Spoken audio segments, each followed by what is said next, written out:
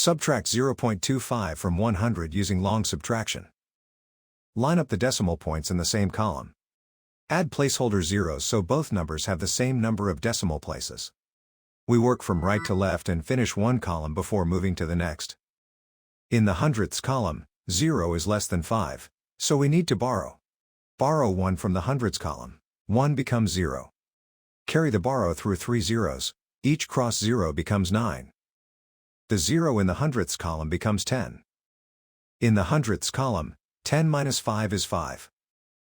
In the tenths column, 9 minus 2 is 7.